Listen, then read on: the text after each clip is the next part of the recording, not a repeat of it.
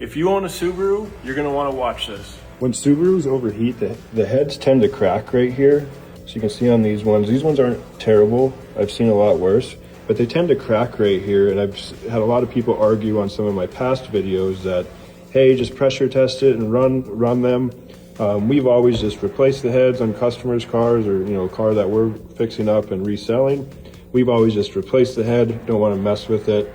But another thing that I wanted to experiment on is do-it-yourself head resurfacing. First, I'm just going to take my buffer and just clean up the surface on this head, get the old gasket off of it, and then we're going to measure to see how bad it's warped.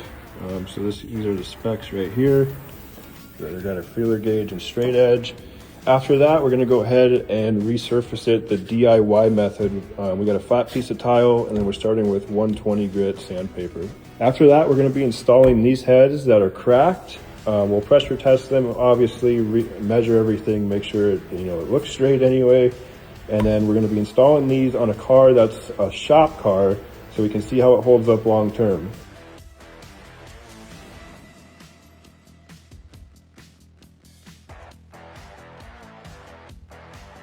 All right, I just went over it once a little bit, cleaned off the old the aluminum, but you can see when I measured it, and the low spot is right in the middle, and you can kind of see how it's hitting everywhere else, but right in the middle.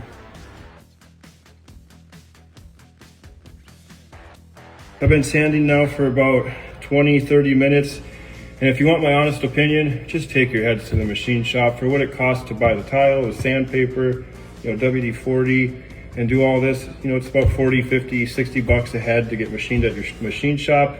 But the sole purpose of this video was an experiment. This is still after 20-30 minutes. I still have a low spot in the middle. So make sure to follow along. I'll probably still be sanding in the next video.